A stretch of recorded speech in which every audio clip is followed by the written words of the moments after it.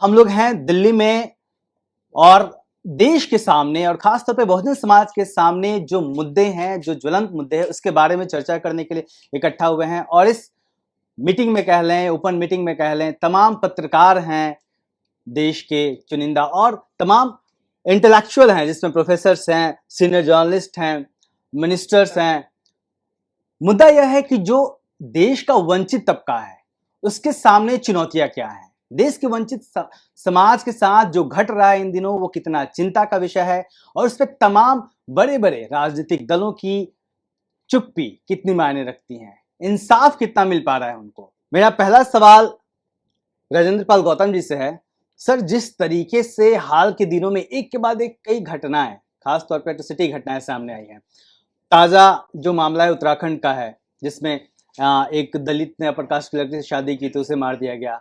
अभी राजस्थान की घटना सामने है हमारे, मतलब लगातार एक के बाद एक घटना है। एक वीडियो अभी सामने आया था जिसमें छोटे छोटे बच्चे रोते हुए कह रहे थे कि स्कूल में टीचर हमें कहते हैं कि चमार हो, भाग जाओ।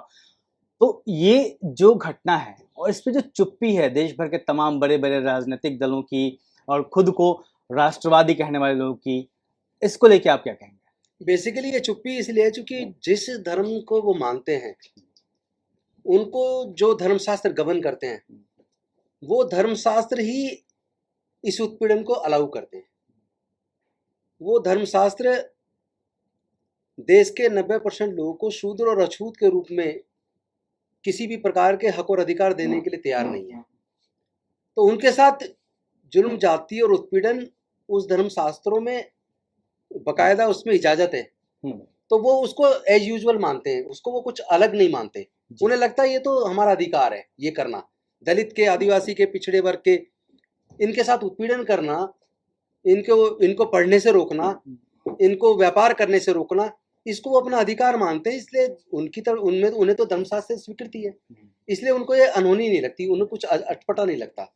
तो सर, सारा मामला फिर वही धर्म पे आके, जाति पे आके, मनवाद ब्राह्मणवाद के झमेले पे आके रुक जाता है। दिलीप सर, देखिए अशोक जी, एक तो चीज़ बहुत स्पष्ट है कि भारत ने 1950 में ये तो तय किया कि लोकतंत्र में जाएंगे। तो लोकतंत्र बहुत ही मॉडर्न सिस्टम है गवर्नेंस का, बहुत आधुनिक सिस्टम है जो एक लेवल का पूंजीवादी विकास हो जाए, सामंतवाद का काफ़ी जब नाश हो जाए तब ये सिस्टम ग्लोबली आया है। ज़्यादातर देशों में आप देखेंगे तो लोकतंत्र एक बाकी समाज का एक लेवल आ गया है, तब लोकतंत्र आया है। भारत में क्या है, जैसा राजेंद्र पाल जी बता रहे हैं, माननीय मंत्री जी, कि व्यवस्थाएं वही रह गई, समाज वही रह गया, जातिवाद वैसे ही रह गया, उसके बीच के भेदभाव वैसे ही रह गए।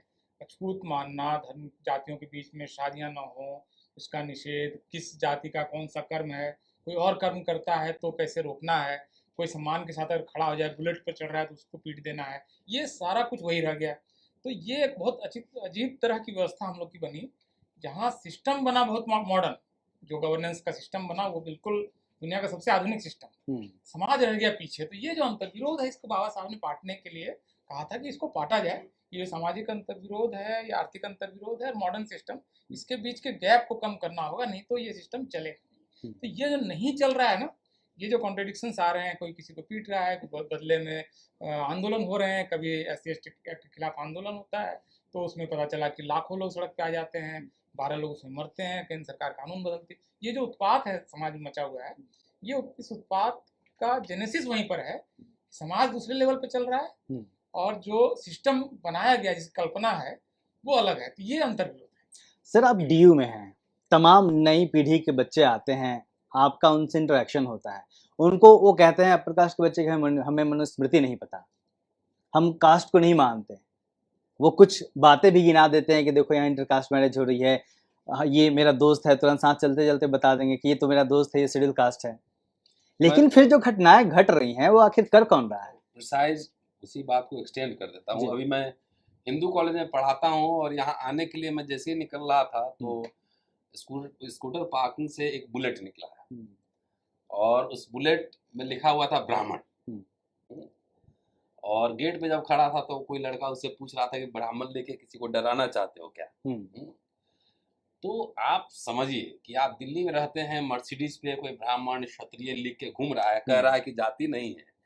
तब तो उसी तरह से है जो कबूतर आंख छुपा ले रेत में, आप बोले कि अब हम बिल्ली नहीं खाई। देखिए, दो सिस्टम को समझना पड़ेगा। आज़ादी के बाद दिलीप जी ने जो बात कही है उसको थोड़ा सा और हम स्पष्ट कर देते हैं। जब आज़ादी के बाद नई सरकार बनी थी तो उनका गवर्नेंस जो है लार्जली आप देखेंगे सब ऑक्सफोर्ड कैम्ब्रिज से आया था, है ना। तो थोड़ा European liberalism, democracy, liberal values, जैसा जवाहरलाल नेहरू, अंबेडकर में जितने मतभेद हों, लेकिन सब मॉडर्न इंडिया बनाने के पे सहमति थी ना, ये समझना होगा। तो वहां पे जैसे आजकल आप देखते हैं कि राजस्थान में घटना हुई तो सवर्ण जाति के लोग अपराधी के पक्ष में रैली निकाल रहे हैं। ये 50 और 60 के दशक में नहीं होता था, लोगों को शर्म भी आती थी। और मुझे याद है कि बेलछी कांड जब हुआ था तो इंदिरा गांधी भी गई थी, तो बड़े बड़े नेता जाते थे घटना में, परिवार से मिलते थे। आजकल छुटभइये नेता जाते हैं, कुछ वोट उठ के चक्कर में जाते हैं। तो जब तक ये यूरोपियन लिबरलिज्म, डेमोक्रेटिक वैल्यूज का प्रभाव रहा तब तक लोगों में मर्यादा, थोड़ा सा शर्म लिहाज बचा हुआ था। लेकिन अंडर करेंट जो है वो मनुस्मृति का जो है ना अंडर करेंट था। तो जब से राइट विंग पॉलिटिक्स का राइज हुआ है तब से जो अंडर करेंट था, तो राजनीति और समाज अब एक ही दिशा में जा रहा है। पहले राजनीति अलग था, समाज थोड़ा अलग था। अब उसी को पॉलिटिकल पार्टी, मुस्लिम का पीट के आओ तो पॉलिटिकल पार्टी उसको स्वागत करती है, दलित को पीट दो उस पर कोई नेता मिलने नहीं जाता है। तो अब जो दो धाराएं अलग अलग थी, अब दोनों धारा एक साथ मिल गई है। दूसरी बात मैं कह रहा हूं कि जो जातियों में चेतना आई है ना, तो जब जात जात के जब डीलर बन गए हैं तो इसीलिए उत्पीड़न ज्यादा बढ़ा है। जब तक जमात के नेता रहे, चाहे डिफरेंसेस हो, हम 24 कैरेट गोल्ड में विश्वास नहीं करते हैं। जो लोग राजनीति समाज में काम करते हैं उनको एक पता होना चाहिए कि कितना पेचीदा समाज और राजनीति होता है। तो जो बड़े बड़े पहले नेता थे, चाहे रामविलास जी का एक फेस देखिए, जगजीवन राम का फेस देखिए, तो वो एक मुद्दा बनता था। अब कौन मुद्दा बना रहा है? हम लोग मुद्दा बना रहे हैं, नेता ने बोल नहीं रहा है। कर्पूरी ठाकुर की जाति की संख्या 1% भी नहीं होगी बिहार में। बिहार के बड़े नेता रहे, जमात के नेता रहे, और वो जब मुख्यमंत्री थे तो उन्होंने दलितों में बंदूक बांटने की बात की थी। दिलीप जी ने अखबार का कटिंग शेयर किया था। बीपी मंडल जो कि मंडल कमीशन के अध्यक्ष थे और बिहार के मुख्यमंत्री भी रहे, जब वो मुख्यमंत्री बने तो वहां पे एक पंडित जी एमएलए थे, उन्होंने कहा कि उस समय बरौनी से तेल पेट्रोल रिस्क जो है गंगा में गया तो आग लग गया, तो बोला शूद्र मुख्यमंत्री बनेगा तो गंगा में आग ही लगेगा ना। बीपी मंडल जी। तो उन्होंने दलितों के पक्ष में विधानसभा में बहस होती थी। अब राजनीति का स्तर जैसे जैसे गिरा है, समाज भी इसमें जात जात का नेता बना रहा है। सर, राजनीति की बात हो रही है, सुकुमार सर मैं आप पे आऊंगा। मुझे 15 अगस्त याद आ रहा है। लाल किले की प्राचीर से प्रधानमंत्री महिला उत्थान की बातें करते हैं। वो यहाँ तक कहते हैं कि महिलाओं के लिए अब शब्दों के प्रयोग होते हैं, मतलब छोटी छोटी बातें जो हम लोग गली मोहल्लों में करते हैं वो नहीं होने चाहिए। लेकिन कुछ घंटे बाद बिल्किस बानो के आरोपी छोड़ दिए जाते हैं उसी गुजरात में जहां पे भाजपा की सरकार है, और उस पे जिन जजों ने फैसला सुनाया था वो तक आश्चर्य जताते हैं कि ये कैसे हो गया। उसके बाद उनका स्वागत होता है। ये स्थिति कितनी खतरनाक है, और क्या जो पॉलिटिकल पार्टी है उसने आंखें बंद कर ली है जो कुछ इस तरह के विचारधारा के लोग हैं? जैसे वो रतन जी बोल रहा था, हम ये समझना है ये जो राजनीति का भाषण वो जो भाषण देते हैं वो एक अलग चीज है। वही राजनीति जो चला रहा है, वही राजनीति का जो लोग जो है वो वेलकम कर रहा है वो जो रेपिस्ट लोग हैं। ये तो बहुत खतरा है। एक ट्रेंड बन जाएगा अभी कि शायद या दलित लोगों का ऊपर हमला हो या कोई माइनॉरिटी लोगों का ऊपर जो हमला हो, तो ये खासकर महिला लोगों का ऊपर जो ये हमला हो रहा है, अब लोग वायलेंस को जस्टिफाई कर रहा है बाय वेलकमिंग। वो जो लोगों को वेलकम करने में वायलेंस को जस्टिफाई कर रहा है। ये वायलेंस का मुद्दा रूट काज कहाँ पे है? ये जो रूट काज जो है, रेप करना गलत नहीं है, जो एक बहुत पॉलिटिकल थिंकर मान के चल रहा है, जो राजनीति थॉट प्रोसेस को, उन लोगों का वो जो महापुरुष वो लोग सोच रहा है, वो लोग बोल रहे हैं रेप, वो लोग बताया रेप करना गलत नहीं है। तो ये भी वो जो सावरकर ने जो बताया, नाम क्यों छुपाना है, सबको पता ही है। जी ठीक है? बिल्कुल। तो ये जो रेप करने वाले को वेलकम करना, पिटाई किया जो उन लोगों को वेलकम करना, सपोर्ट करना, एक तरह से एक आइडेंटिटी पॉलिटिक्स में डिवीजन लेके आके सबको एक एक दिशा में, मतलब जहां जहां हम लोग पीड़ित लोग यूनाइट हो रहा है उनको अलग अलग कर रहा है। ये राजनीति ये बिल्कुल अच्छा नहीं है देश के लिए। जी। डेमोक्रेटिक पॉलिटिक्स जो करना या स्पेस जो देना सब लोगों को, ये बहुत खतरा है, ये जी। बहुत खतरा है। जी। लक्ष्मण यादव जी जुड़ गए हैं इस कड़ी में, और लक्ष्मण जी से मैं अपना सवाल पूछने के बाद बाकी हमारे जो साथी पत्रकार हैं उनके भी सवाल लूंगा, तो आप लोग इधर दे देंगे। लक्ष्मण जी, बिल्किस बानो वाला मुद्दा मैं आपसे भी पूछ रहा हूँ। दूसरी चीज की, जिस तरीके से राजस्थान की बात कही रतनलाल सर ने कि वहां पे जो जिनके ऊपर आरोप था उनके पक्ष में पंचायतें हुई, तो बहुजन समाज एक साथ खड़ा नहीं होता। लेकिन जो जालिम समाज है, सर ने कहा छुपाएं क्यों, सीधे सीधे नाम लें, जो जालिम समाज है, जो जातिवादी गुंडे हैं, मैं कहता हूं अक्सर, तो ये एक साथ उनके समाज के लोग गलत है तो भी खड़े हो रहे हैं। ये स्थिति कितनी चिंताजनक है और हमें इसको कैसे काउंटर करना होगा? शुक्रिया इस सवाल के लिए, और बहुत गंभीर सवाल असल में यही है।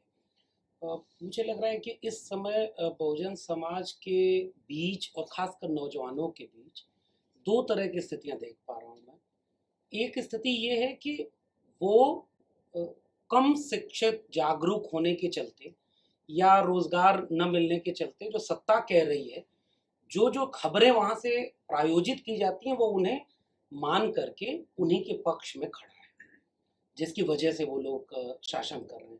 लेकिन उसी समाज के बीच से नौजवानों की एक नई पीढ़ी भी आई है जो थोड़ा चेतना संपन्न हो रही है, पढ़ रही है, समझ रही है, और वो अपने हिस्ट्री को क्लेम कर रही है। तो इसलिए नौजवानों के बीच दो तरह की चीजें हैं। मैं एक तरफ चुनौती देख रहा हूँ और दूसरी तरफ रास्ता। अब पूरे समाज को अगर हम एक प्रयोगशाला के तौर पर देखें तो निश्चित रूप से हमारी चिंता केवल राजनीति की नहीं होनी चाहिए। राजनीति प्रमुख इसलिए होती है क्योंकि एक दस्तखत से बहुत कुछ बदल जाता है जी। लेकिन सामाजिक और सांस्कृतिक विमर्श जो था, जो आइडिया ऑफ इंडिया का विमर्श था, जो बहुत लंबे समय से चला आ रहा था, उसकी जमीन पर हमने नागरिक तैयार नहीं किए। और 75 साल में जो काम और ज्यादा होना चाहिए, ये जो नागरिक तैयार करने का, यानी आरक्षण की एक समझदारी हो, हिंदू मुस्लिम या धार्मिक मसलों की एक समझदारी हो, जाति व्यवस्था क्या है, कैसे काम करती है, इसकी एक समझदारी हो। जाति के ऊपर जो समझदारी जाति की वंचना के शिकार लोगों में है, वो समझदारी जाति के नाम पर प्रिविलेज लोगों में नहीं है। ऐसे मैं तो अपनी कक्षाओं में कई अक्सर एक प्रयोग करता हूँ। आरक्षण पर जब राय लेते हैं तो लाभार्थी समूह या सजग समूह ही है, बाकी तबका है जो अपनी जात की वजह से कहता है कि नहीं, गलत सिस्टम है। और सर ने जिसका नाम लिया गोलवलकर, जो सावरकर, और गोलवलकर उन्हीं की परंपरा में है जो फिलॉसफी 1940 की बंच ऑफ थॉट की है, वही फिलॉसफी आज के नागरिकों की भी है। यानी हम उस आइडिया ऑफ इंडिया को आगे नहीं बढ़ा। तो मेरी चिंता ये है कि सारी चुनौतियां इस बात की हैं कि हमने नागरिक तैयार नहीं किए, जो जाति धर्म, और इसीलिए सांप्रदायिकता फैलती जा रही है। आपने एकदम नफरत भर दी है लोगों के मन में। अब कोई भी घटना हो, अगर कोई हिंसा करने वाला व्यक्ति मुसलमान है तो पूरा देश अलग ट्रीट करेगा, और अगर कोई सवर्ण है तो अलग ट्रीट करेगा।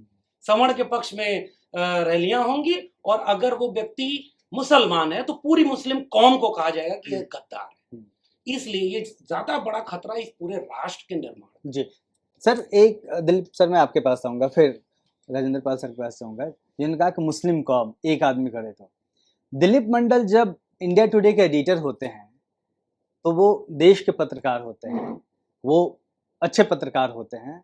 अशोक दास जब अमर उजाला या फिर किसी और के लिए लिखते हैं तो देश के लिए लिखते हैं। लेकिन जब हम और आप उन बातों को उठाने लगते हैं जिसकी बातें नहीं होती मीडिया में, तो हम जातिवादी क्यों हो जाते हैं? आपको लेके तो कैंपेन भी चल गया था 2 दिन पहले। एक्चुअली देखिए, समस्या ये है कि जो आइडिया ऑफ इंडिया जिसकी बात आप भी कर रहे थे और लोग भी कह रहे हैं, उसमें असल में बुनियादी समस्या ये है कि उसका जो जेनेसिस है, उसका जो ओरिजिन है, उसको जो ड्राइविंग फोर्स है, वहाँ से वो जिस तरह से इवॉल्व हुआ, उसके अंदर ये समस्या है कि क्या नेशनल है। तो हिंदी लैंग्वेज नेशनल है, शाकाहारी खाना नेशनल है, इसलिए अगर एक अंतर्राष्ट्रीय कोई सम्मेलन भारत सरकार कराएगी तो उसमें शाकाहारी खाना होगा। तो अगर कोई किसी चीज़ का उद्घाटन होना है तो उसमें नारियल फोड़ा जाएगा। तो क्या नेशनल है? जैसे वो फिल्में हैं तो उससे उसके शुरू में कुछ लोग आमतौर पर जो बोलते हैं तो ये सब नेशनल है। और बाकी जो कुछ जो दरअसल बड़ी आबादी वो 80-85-90% तक हो सकती है, उसका कल्चर, जैसे कर्नाटक में एक वो कहा गया कि 2 दिन तक शाकाहार रहेगा क्योंकि गणेश चतुर्थी, जबकि कर्नाटक लगभग 80 से 85% मांसाहारी है।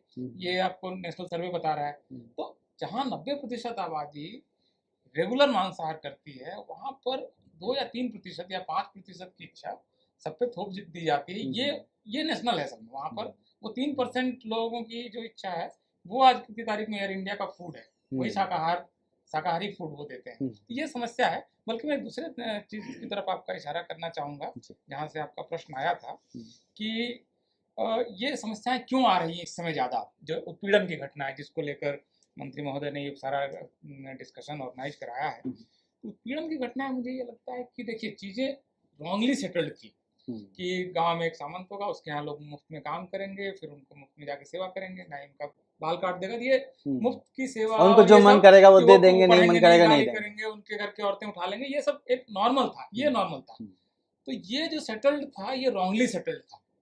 तो बाबा साहब जैसे कहते हैं कि जो रॉन्गली सेटल्ड है उनको अनसेटल करना पड़ेगा। अनसेटल हो रहा है इस समय। आप यूनिवर्सिटी में रतन साहब आज की तारीख में डिबेट सिर्फ इसलिए है क्योंकि SC/ST OBC के स्टूडेंट पहुंच गए हैं कुमार सर। ये स्टूडेंट अगर नहीं पहुंचते तो ये डिबेट कहाँ। रोहित वेमुला का मामला इसलिए आया क्योंकि रोहित वेमुला PhD करने पहुंच गया। आप कल्पना कीजिएगा आज से 20 साल 30 साल 40 साल पहले तो शेड्यूल कास्ट का कोई स्टूडेंट PhD के लिए जाता ही नहीं।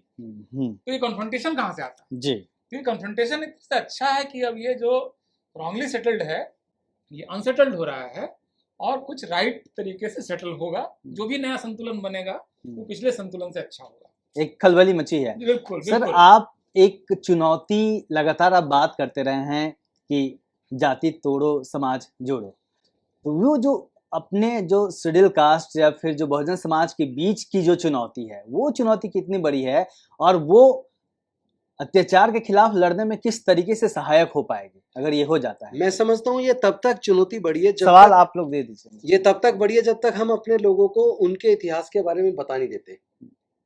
मैं हिस्ट्री का स्टूडेंट रहा हूँ, दिल्ली यूनिवर्सिटी से पढ़ा हूँ और Delhi university campus law centre से लॉ किया। तो मैं अपने अध्ययन के बेस पे ये इस बात के प्रति पूरी तरह से आश्वस्त हूँ कि अब से 4000 साल पहले दुनिया में ना कोई धर्म था ना कोई जाति थी। तो जाति किसने बनाई ये सवाल महत्वपूर्ण है। जाति बनने से किसको फायदा हुआ और किसको नुकसान हुआ ये सवाल महत्वपूर्ण है। अगर हम अपने इसको पूरी रिसर्च करें तो हम पाएंगे कि 5% लोगों को जाति के होने से फायदा हुआ और 95% लोगों को किसी न किसी रूप में जाति की वजह से नुकसान हुआ और 90% लोगों को तो भयंकर नुकसान हुआ। तो जिस दिन 90% लोगों को ये बात समझ में आ जाए कि दुनिया में जाति अमेरिका में नहीं है, चाइना में नहीं है, जापान में नहीं है, रसिया में नहीं है, ऑस्ट्रेलिया में नहीं है, न्यूजीलैंड में नहीं है, पूरी दुनिया में जाति नहीं है, भारत में क्यों है और बनाई किसने और फायदा किसको नुकसान किसको हुआ। जिस दिन ये बात हम अपने लोगों को समझाने में कामयाब हो गए उस दिन 90% लोग जातियों को खत्म कर देंगे। इसीलिए हमने ये नारा दिया जाति छोड़ो समाज जोड़ो, क्योंकि जाति कुदरत की बनाई हुई नहीं है, नेचुरल नहीं है, वो चालाक इंसानों ने बनाई है। कुदरत की बात होती तो सारी दुनिया में। जी रतनलाल सर, ईश्वर की इच्छा होती सब जगह होता है। जी रतनलाल सर, बिल्किस बानो का जिक्र किया हमने, किस तरीके से गुजरात में बिल्किस बानो वाले पे बोलना चाहूंगा। मतलब इस घटना से शर्मसार हो जाता है, दिल दुखता है। मतलब रेप किसी भी के साथ हत्या हुई है, रेप हुआ है, हत्याएं हुई है और उसमें हत्यारों को रेप करने वालों को सजा हुई है। उनको ना केवल छोड़ देना तो अलग सवाल है, उससे बड़ा सवाल है जिन्होंने रेप किए और हत्याएं की उनको छोड़ने के बाद माला पहना के मिठाई खिलाना, वो भी किसी संगठन के द्वारा देश के लोगों को दुनिया को क्या दिखाना चाहते हैं। मतलब रेप करने वाले, हत्या करने वाले लोगों को माला क्या पहन के, क्या उन्होंने कोई विजय हासिल कर ली है? ऐसा कौन सा महान काम कर दिया कि उनको माला पहनाई जाए, मिठाई खिलाई जाए? ये पूरे भारत को शर्मसार करने वाला है। पूरे दुनिया के सामने भारत बेइज्जत हो रहा है। ऐसी घटनाओं का सशक्त विरोध करना चाहिए। पार्टी पॉलिटिक्स से ऊपर उठ के होना चाहिए। वोट इतनी बड़ी चीज नहीं है, सत्ता इतनी बड़ी चीज नहीं है, इंसानियत खत्म कर रहे हो तुम तो, फिर भारत कैसे बचेगा? मुस्लिम आतंकवाद की बात होती है। चिदम्बरम जी ने जब होम मिनिस्टर थे तो एक सैफरन टेररिज्म कहा था, बहुत बवाल मचा था देश में।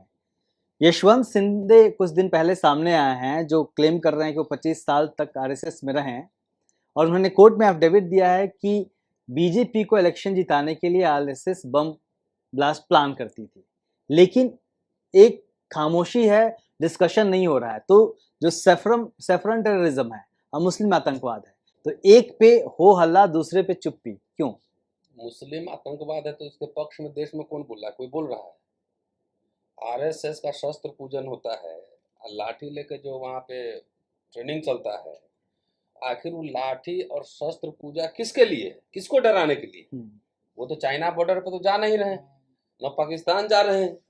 तो आरएसएस पहले ये भी बोल चुके हैं, दिग्विजय सिंह भी बोल चुके हैं जी। तो आरएसएस का कैडर ही कह रहा है, और याद से थोड़ी उनका जो शस्त्र अस्त्र है यहाँ पे दलित को दबाने के लिए, मुसलमान को पीटने के लिए। दलित को तो इलेक्शन टाइम में भी सहला के रखा जाता है कि भाई दलित हिंदू है, हिंदू है। क्योंकि हमारे लोग पैरेलल संस्कृति पे उस रफ्तार से काम नहीं कि हजारों साल से ये आपको दबा के रखा गया, और संस्कृति आपकी दबा दी गई।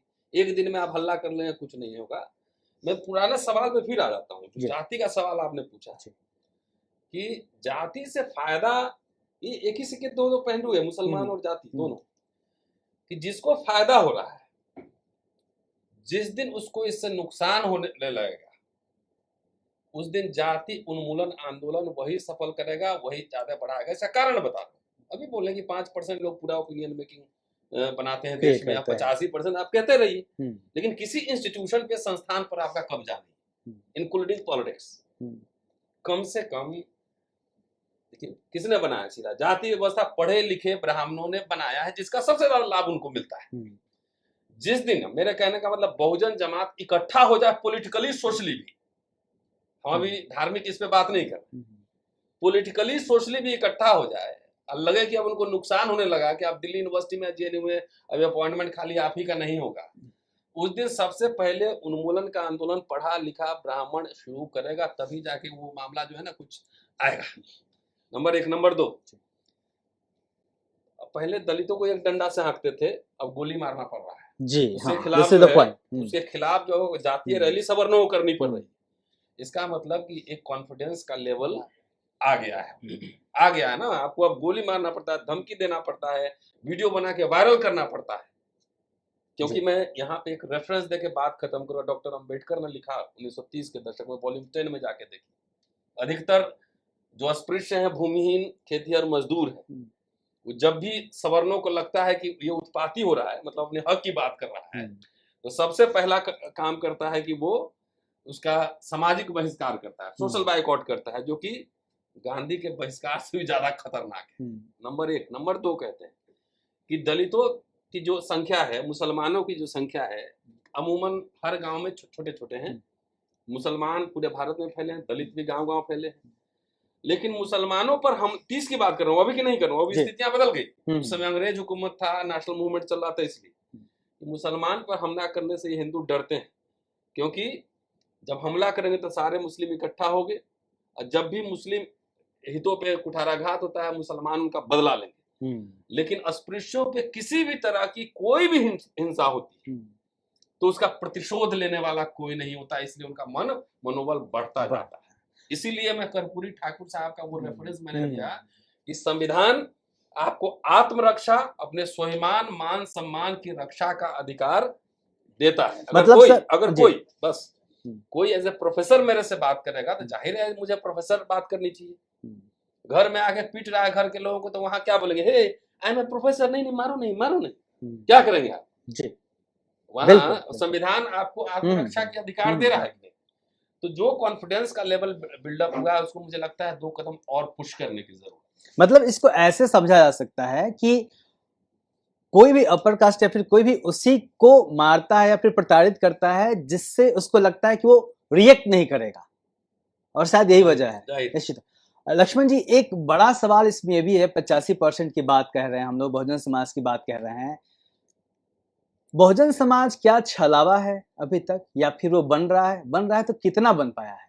क्योंकि जो दलितों पे अत्याचार की घटनाएं होती हैं उसमें कहीं ना कहीं पिछड़ी जातियों के भी बहुत सारे लोग शामिल होते हैं, ये आंकड़े बताते हैं। एक तो ये कितना बड़ा चुनौती है समाज के बीच में, और दूसरा इससे कैसे निपटा जाए। जो अदर जातियां हैं, पिछड़े समाज की मजबूत जातियां जो दलितों पे अत्याचार करती हैं, वो उनको कैसे समझाएंगे आप? बिल्कुल, ये बहुत गंभीर और जरूरी सवाल है, क्यों और इस सवाल को पिछली टिप्पणी से जोड़ता हूँ मैं, जैसे आइडिया ऑफ इंडिया जो दिलीप सर ने जी। और उसे एक्सप्लेन किया, वही बात है। असल में सबके जहन में एक आइडिया ऑफ इंडिया नहीं है, सबके मन का भारत, सबका राष्ट्र अलग अलग था। मतलब जो बहुत कमजोर लोग थे जाति के नाम पर, गरीबी के नाम पर, उनके जहन में कुछ और भारत था। उनके मन में भरोसा दिया गया था कि जब नया भारत बनेगा तो आपको भी न्याय मिलेगा। और जो लोग प्रिविलेज थे उन्होंने कहा कि नए भारत का हम नए रूप में कैसे इस्तेमाल करें। यानी वो एक आइडिया ऑफ इंडिया एक वेग टर्म है जिसे बनना है। बाबा साहब कहते हैं कि राष्ट्र है नहीं, राष्ट्र बनने की प्रक्रिया में है। उसी तरह से मैं मानता हूं कि बहुजन शब्द या बहुजन वैचारिकी, जिसके और भी कई शब्द हो सकते हैं इसी अर्थ के, जगदेव बाबू और तमाम लोगों ने श्रमजीवी कहा, चौधरी छोटू राम, सूर्यलाल पटेल, इन लोगों ने कमेरा कहा, बहुत सारे शब्द हैं, अर्जक कहा गया। यानी इसका मतलब ये कि वो बहुजन तबका, वह तबका जो जाति के नाम पर सामाजिक, आर्थिक या हर किस्म की वंचना का शिकार है। इसे एक आइडियोलॉजिकल फ्रेम में हम कहते हैं कि सबकी चूंकि वंचना एक जैसी है, एक आधार पर कास्ट बेस्ड है, और कास्ट बेस्ड डिस्क्रिमिनेशन ही इकोनॉमिक डिस्क्रिमिनेशन है, तो इसलिए उन सब का दर्द चूंकि एक है तो दवा एक है। इसलिए हम एक इसे ख्वाब की तरह देखते हैं। मेरी नजर में बहुजन विचार, बहुजन शब्द एक ऐसा ख्वाब है जिसके पूरा होने में बहुत सारी बाधाएं हैं, लेकिन अगर इन सब की मुक्ति चाहिए तो उस ख्वाब को पूरा करना होगा। अब इस पे उदाहरण के रूप में मुझे लगता है कि ये बात बिल्कुल ठीक है कि जो मैंने बात कही कि दो किस्म की चीजें हैं। हमारे ही लोग उनके साथ खड़े हैं जो शोषक है, हमारे ही लोग उसका प्रतिरोध भी कर रहे हैं। ये दोनों चीजें हमारे सामने हैं। अब हमारी जिम्मेदारी बतौर समाज क्या है? जो शोषक के पक्ष में खड़े हैं उसे इस बात के लिए जागरूक करना कि आप कैसे गलत हैं जी। अगर जब तक हम ये जिम्मेदारी नहीं निभा पाते तो हम केवल ये दोष नहीं दे सकते कि वो गलत हैं जो उनके खेमे में। यही बात हर तबके पे लागू होती है। जो ओबीसी वाला सवाल आपने जोड़ा, ये बात उसी पर लागू होती है। जैसे ही जागरूकता आएगी, जैसे ही चेतना आएगी, जैसे ही हम एक नागरिक बोध पैदा करेंगे, मानवीय बोध कह लें उसे, वो अपने आप एक बड़ी एका बनाने में शुरुआत करेगा। और दूसरी तरफ जो लोग जागरूक हैं, जो लोग शोषक के साथ नहीं हैं, उन्हें अपनी एका बनाकर नजीर के तौर पर पेश करनी होगी। वो केवल चुनौती ये है कि एट्रोसिटीज के समय तो सब एक हो रहे हैं, मतलब मुझे कई बार लगता है कि वो एक एका बन गई है। यहाँ तक हम हैं, हम बहुत आगे आए हैं। 13 पॉइंट रोस्टर का आंदोलन हो, SC/ST एट्रोसिटी प्रिवेंशन एक्ट का आंदोलन हो, दोनों बार भारत बंद हुआ, वो एका दिखी बिना किसी राजनेता के, बिना किसी लीडरशिप के। वो एक समाज बोध था। मुझे लग रहा है वो जिम्मेदारी हमें निभानी है, जागरूक लोगों को। और जो नहीं, जो शोषक के पक्ष में खड़ा है, वही ओबीसी जाति हो। अच्छा, आखिरी बात ये, उत्पादन संबंधों का जो रिश्ता है उसके चलते उन्हें इस्तेमाल भी तो किया जाता है। आपके खिलाफ आपके लोगों को इस्तेमाल करने से एक लंबे वक्त तक शोषण कायम रह सकता है। पूरा एजुकेशन पैटर्न इसलिए लाया गया ब्रिटिशर्स के द्वारा, उसका एक चेतना का प्रसार हुआ, वो हमारे लिए था, उनके लिए क्लर्क बनाने का था। तो उन्होंने जो पढ़ाई की तुरंत उस सिस्टम में फिट होने की, और उन्होंने उसका लाभ लिया। हमारे लोगों ने उसे लिबरेट करने में इस्तेमाल किया। हमारे लोगों को वो लिबरेशन चाहिए, फिर वो शोषण अपने आप खत्म। तो एन सुकुमार सर, जो लोग निकल के यूनिवर्सिटीज में पहुंचे हैं, जैसे लक्ष्मण यादव पहुंच गए, दिलीप सर बड़े पत्रकार हैं, आप हैं, रतनलाल जी हैं, सर हैं, तो इन जगहों पे जो हमारे समाज के लोग बैठे हुए हैं, उनकी जिम्मेदारी क्या है और उनकी भूमिका कितनी महत्वपूर्ण होगी इसमें, और कैसे पार्टिसिपेट कर सकते हैं एक करने में और चीजों से लड़ने में? इनके जिम्मेदारी बहुत ज़्यादा है, बहुत अलग अलग रूप से जिम्मेदारी लेना पड़ेगा।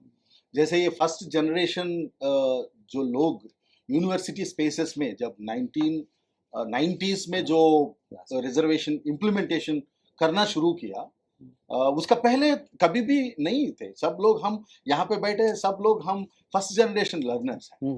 तो इनका जिम्मेदारी क्या है? एक तो पेडागोजी का कॉन्टेक्स्ट में हम देखा गया तो हम कोर्सेस इस तरीके से डिवाइस करना, एक दलित बहुजन थॉट या अम्बेडकराइट थॉट जो हमने दिल्ली यूनिवर्सिटी में बनाया, अंडरस्टैंडिंग अम्बेडकर कोर्स जो है ये बहुत पॉपुलर कोर्स है दिल्ली यूनिवर्सिटी के अंदर। वो इतना मेहनत करके हमने बनाया, और मास्टर्स लेवल पे भी जिस तरीका से हम दलित बहुजन थॉट को, चिंतन को लेके हम वो एक चीज है, पेडागोजी को लेके एंगेज करना पड़ेगा। दूसरा, जहां जहां जो संस्था का अंदर जो एक कमिटीज होता है उसमें जो दलित या बहुजन, ओबीसी फैकल्टी हो या SC ST फैकल्टी हो, ये सब लोग अपना जिम्मेदारी क्या है, क्या वहां पे जाके हम चुप बैठ के वो साइन करके आना, जो चीज बता देंगे वो हम ऐसा नहीं बैठना, उनको सवाल करना पड़ेगा।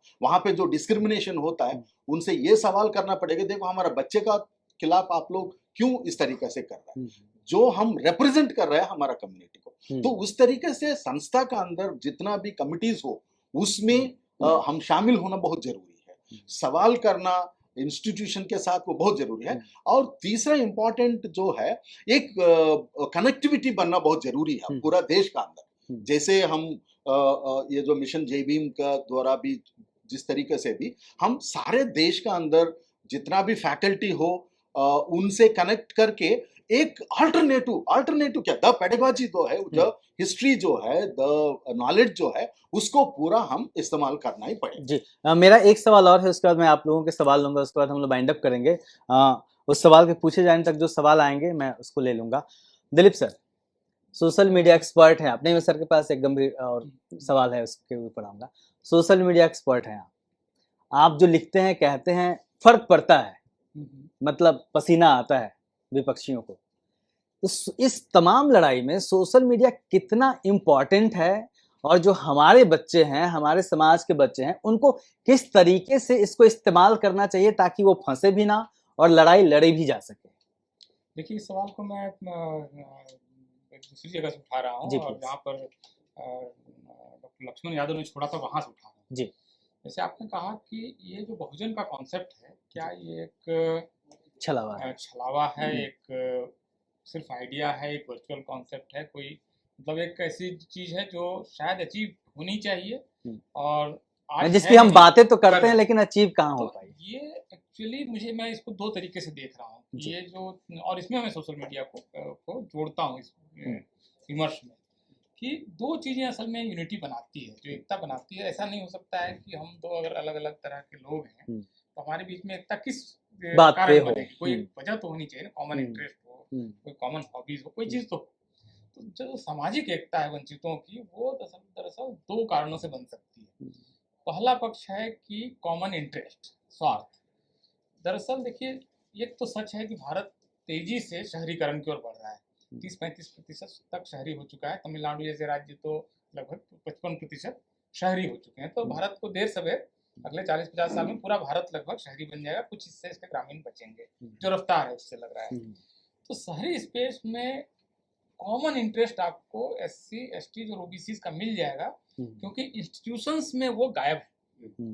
किसी भी इंस्टीट्यूशन में देखिए, जुडिशरी, मीडिया, ब्यूरोक्रेसी, अच्छे हॉस्पिटल, अच्छे वकील, ये सारे चार्टर्ड अकाउंटेंट्स, ये सारे स्पेस में खाली है। तो इन जगहों को भरने की जो एक इच्छा है इन तमाम जातियों की, ये कॉमन इंटरेस्ट पैदा कर रही है कि हम जुडिशरी में क्यों नहीं है, यूनिवर्सिटी सिस्टम में हमारे प्रोफेसर कहाँ है, वाइस चांसलर्स कहाँ है, हमारे लोगों को बैंक लोन क्यों नहीं मिलता है। तो ये कॉमन इंटरेस्ट क्रिएट कर रहा है। तो मुझे लगता है कि इसलिए बहुजन जो आइडिया है, और इसको कनेक्ट करने में सोशल मीडिया ने बहुत ज्यादा भूमिका निभाई, कि हम एक दूसरे को नहीं जानते थे। मैं जो बोलता था मुझे लगता था कहीं मैं पागल तो नहीं हूँ जो बोल रहा हूँ, मैं बोल रहा हूँ, मैं ही सोच रहा हूँ। लेकिन आज मैं जब बोलता हूँ और मुझे अगर 20,000 लोग उसको इंडोर्स कर रहे हैं, तो मुझे लगता है 20,000 लोग मेरी तरह सोचने वाले हैं। मैं अकेला पागल अपने कमरे में नहीं सोच रहा हूँ। हम जो कह रहे हैं वो रेजोनेट कर रहा है, वो आवाज गूंज रही है, एक यूनिटी बन रही है। और दूसरी चीज तो एक तो कॉमन इंटरेस्ट, स्वार्थ जिसको बोलते हैं, अगर नेगेटिव टर्म में इस्तेमाल करें तो स्वार्थ जो है वो जोड़ेगा बहुजनों को।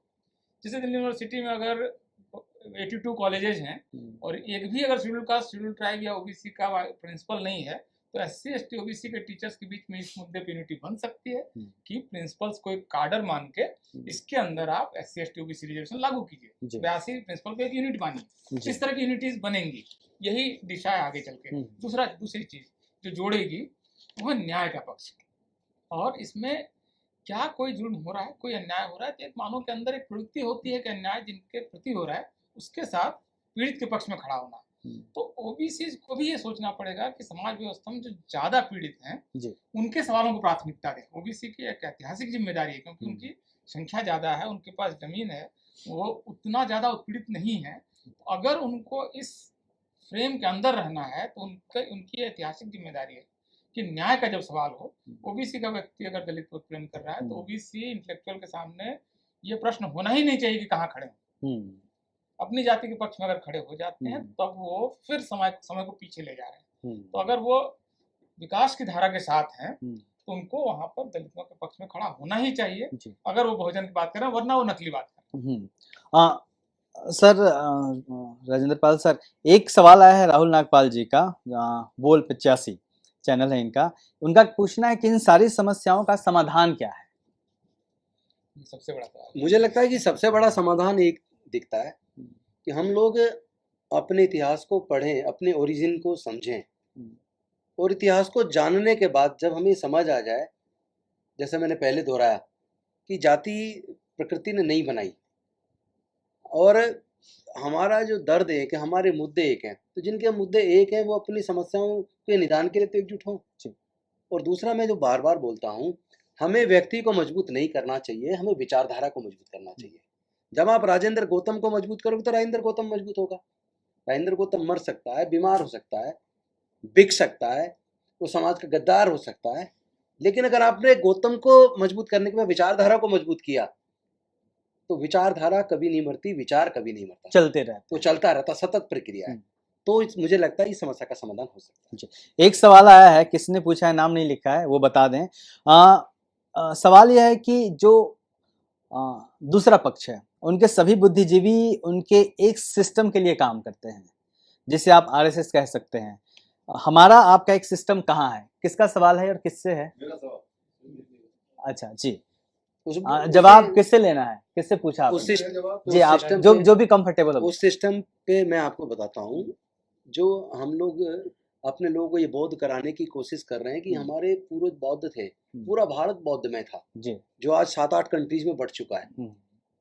तो मुझे लगता है कि अगर केवल हम अपने इतिहास को जान लें और अपनी संस्कृति को पहचान लें, और जो हमारी याददाश्त चली गई, हम अपने धर्म को भूल गए, अगर उसमें वापस उसको रिवाइव कर लें अपनी बुद्धि को, मैं समझता हूँ सारी समस्या का समाधान है। रोको मत, हमें टोको मत, हमें आगे बढ़ते जाना है।